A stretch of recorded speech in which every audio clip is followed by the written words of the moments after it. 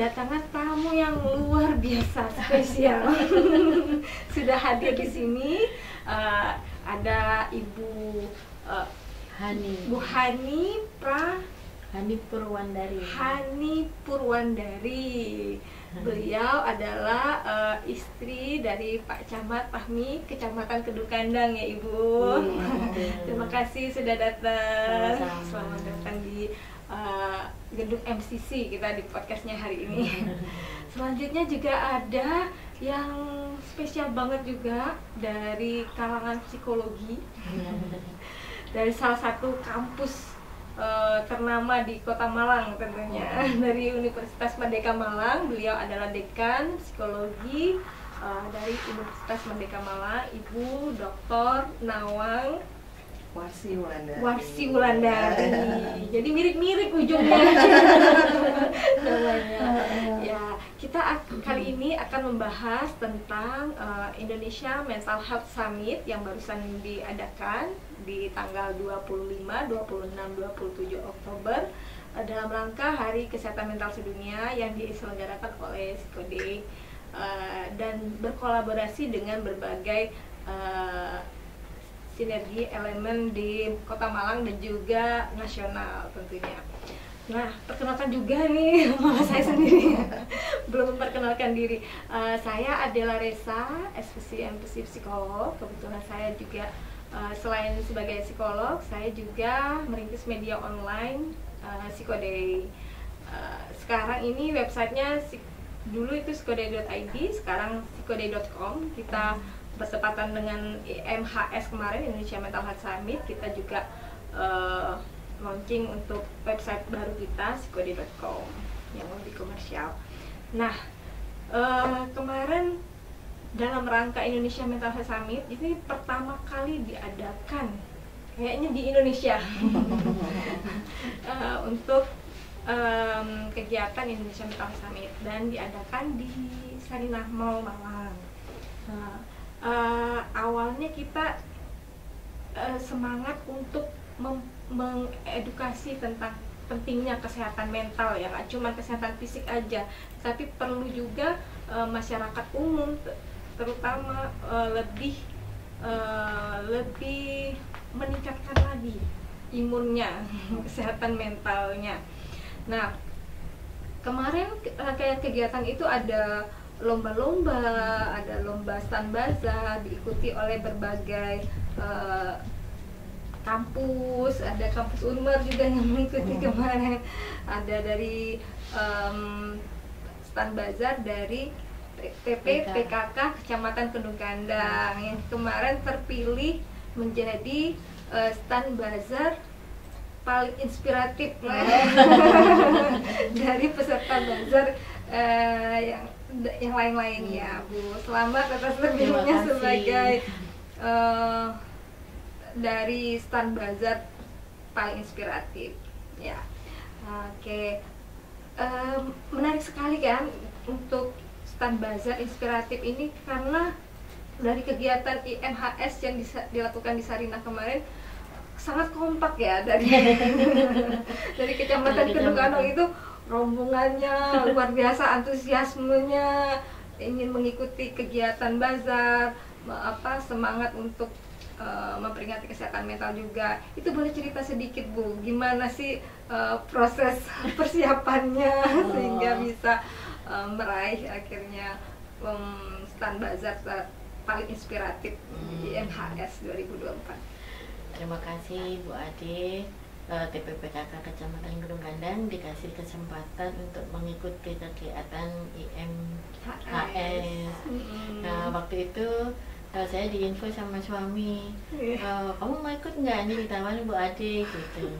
Oh ya, mau gitu.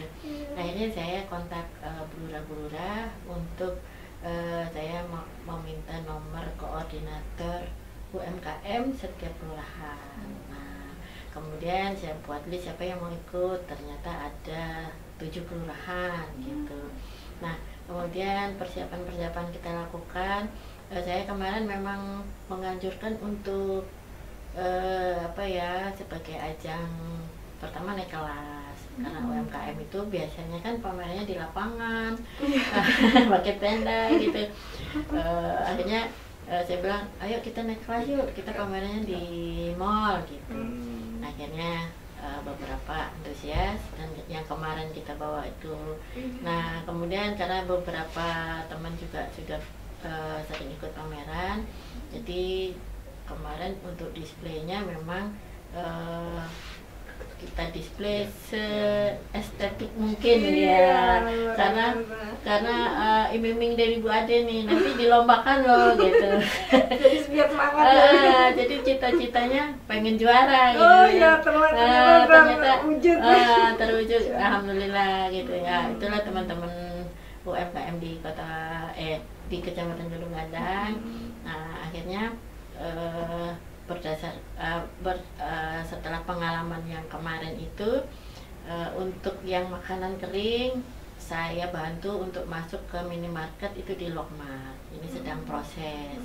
Nah kalau craftnya memang belum, tapi kalau untuk yang makanan basah itu kemarin saya sounding supaya membuat jualannya itu tidak hanya offline ya, tapi online juga gitu.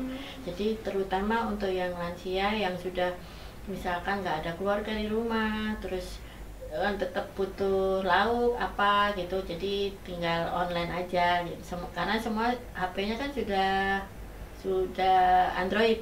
Nah jadi untuk menu-menunya di share di WA itu, kemudian bisa pesan, dan pesan makanan itu diantar. Gitu Bu Ade. Luar biasa kemarin orang-orangnya. Jadi memang sudah terprogram ya Bu ya untuk kegiatan-kegiatan yang UMKM juga melibatkan lansia juga ya Bu ya. Iya. Jadi kebetulan di tiap kelurahan itu kan ada Karangwerda. Kegiatannya macam-macam. Ada juga sekolah lansia tangguh. Nah, di sana juga diajarin ini itu beberapa materi, tapi ada juga yang akhirnya karena dia sudah capek sekolah, mau makan lapar, malas jalan. Nah, solusinya teman-teman UMKM yang online, nah itu melayani ibu-ibu dan bapak-bapak lansia. Gitu. Kayaknya menjiwai sekali sebagai ibu camat ya. Luar biasa ini ya, gue ngayomi warga. Kebetulan almarhumah ibu saya tuh juga digelarnya dulu ibu camat. Jadi saya merhatiin juga waktu kecil itu PKK, Dharma Wanita, PG. Ibu juga sebagai ketua PG yang TK itu nih. Kop TKI. Kop TKI juga ya.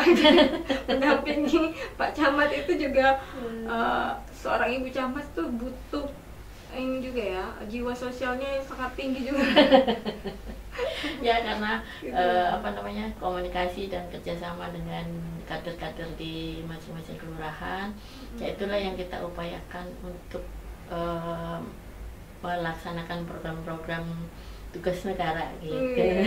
Apalagi Kecamatan Gunung Gadang ini termasuk kecamatan paling luas ya, betul, di Kota Malang betul, ya.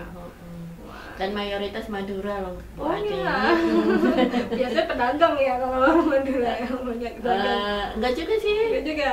Cuman kadang-kadang saya kasihan sama orang-orang Madura ini, justru dia jadi kaum termarginalkan menurut saya nih ya. Karena kadang-kadang orang Madura ini begini begitu gitu. Padahal sebetulnya yang baik pun banyak gitu. Yang pintar juga banyak, yang cantik, yang ganteng juga banyak. Kebetulan nenek angkat saya dulu yang di Malang ya, waktu saya kan ambil pendidikan APDN di Malang. Terus kita jadi ada keluarga angkat dulu itu dari Madura juga. Baik kan orang Madura? Iya, jadi nenek besar, nenek kecil, orang Madura di belakang, di bareng di belakang gitu. Sudah tiada sekarang. Tapi luar biasa kebaikannya waktu itu ya, waktu keluarga saya tinggal di Malang itu sampai dia angkat menjadi keluarga. Syukurlah. Iya, mudah-mudahan di Kecamatan Gunung Gadang warga-warganya semakin sejahtera ya Bu ya. Amin. Kemarin memang untuk menuju ke sejahtera itu kita sedang berusaha untuk mengurangi angka stunting gitu. Ini sedang diupayakan juga. gitu. Bicara tentang stunting, tentang juga masyarakatnya, pasti juga kaitannya dengan kesehatan mental ya Bu ya. Kesehatan mental itu dekat sekali dengan keilmuan psikologi ya, yang dari Bu Nawang yang lebih paham lagi tentang kesehatan mental ya Bu ya. Harapannya dengan pertemuan ini bisa bersinergi mungkin nanti psikologi Unmar khususnya dengan Kecamatan Kedung Kandang. Gimana Bu tentang kesehatan mental ini Bu? Kita juga memperingati Hari Kesehatan Mental Sedunia yang merayakan. Iya. Jadi memang kesehatan mental ini kan menjadi PR semua ya. Artinya tidak bisa diserahkan pada satu pihak saja, tapi sudah kita harus berkolaborasi dengan seluruh elemen masyarakat, akademisi, pemerintah, lalu termasuk juga dengan PKK dan kesehatan juga, semuanya bisa saling bergandengan tangan untuk mengupayakan kesehatan mental yang ada di sekitar kita. Jadi memang kita harus berkolaborasi Mbak, supaya segera bisa terwujud kesehatan mental itu. Malang terutama ya. Di Malang ini memang angkanya masih beberapa waktu yang lalu sempat ada banyak pemberitaan mengenai bunuh diri ya. Angkanya cukup tinggi dan itu menjadi keprihatinan kita semua. Artinya kita harus aware dengan kesehatan mental. Ada beberapa pihak mungkin yang dalam kondisi sehat mentalnya, kita perlu jaga agar supaya tidak sakit, dan yang sedang tidak baik-baik saja juga perlu kita bantu agar dia bisa kembali baik-baik saja. Itu yang menjadi PR kita. Makanya kegiatan Mbak Ade kemarin itu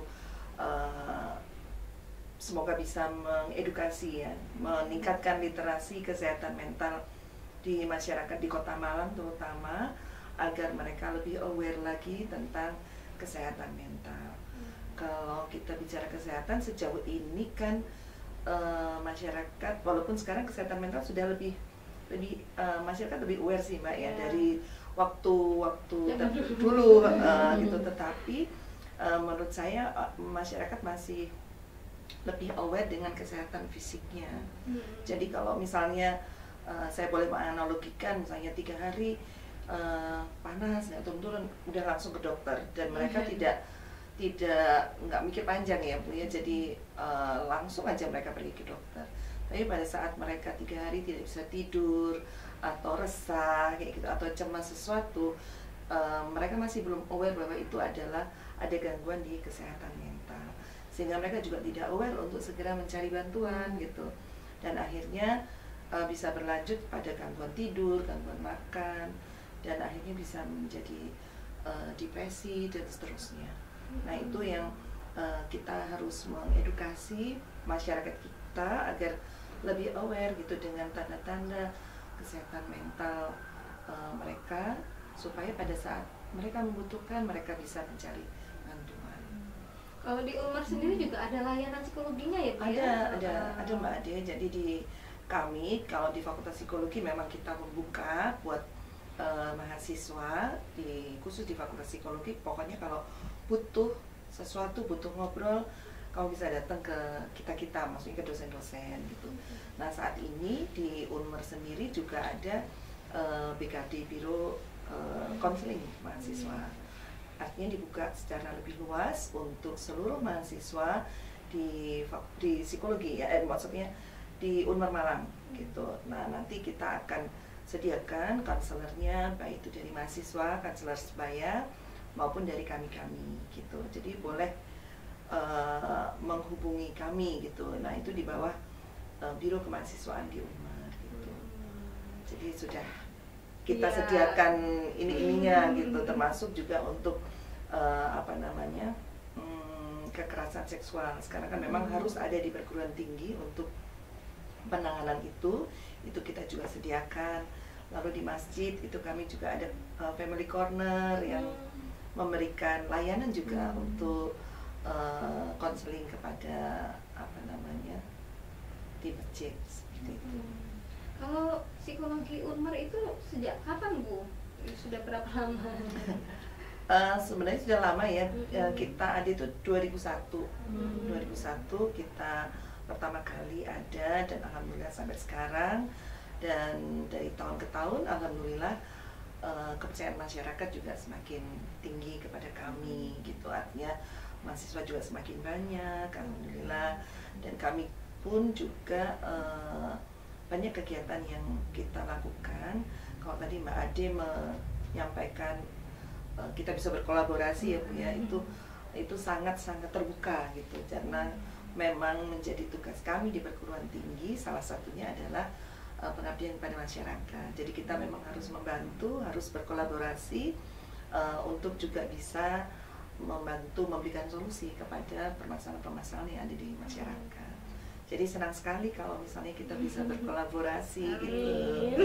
Karena di psikologi Unmer itu kebetulan kita ini ininya fokusnya di keluarga Ibu. Karena kami melihat bahwa permasalahan itu bibit-bibitnya itu ada di keluarga gitu.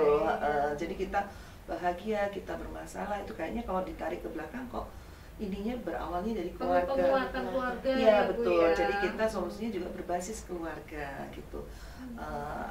Karena keluarga itu ada di lingkungan yang terdekat di kita gitu. Jadi siapapun dia, lingkungan keluarga itu adalah yang paling signifikan, sehingga itu akan bisa memberikan dampak juga kepada kita gitu. Makanya kita juga menyentuh masyarakat Ibu ya. Kalau tadi Ibu sebut ada SUTH, beberapa dosen kami juga terlibat menjadi pemateri di SUTH, lalu di Selantang ya, itu kami juga, saya pernah menjadi pemateri di Selantang, tapi kalau di Selantang waktu itu di kabupaten Ibu. Ya kami, kalau SUTH di kota gitu. Jadi itu merupakan bagian kami, keterlibatan kami untuk ikut membantu mengedukasi supaya keluarga-keluarga di Malang itu lebih ini lagi terhadap lebih aware gitu dalam mendampingi putra-putrinya. Jadi kita di psikologi itu memang kayaknya nyambung ya Bu ya, dengan berbagai bidang kehidupan. Selama masih ada manusianya, psikologi ini. Tapi sekarang di zaman robot juga udah mulai nih kayaknya. Udah robot semua Optimus. elektronik ya. Iya, ini kan Elon Musk katanya sudah meluncing robot tuh, robot Optimus. Jadi di rumah-rumah itu sudah mulai pakai robot dan sebagainya. Wah, itu semoga manusia tetap punya jiwa kemanusiaan.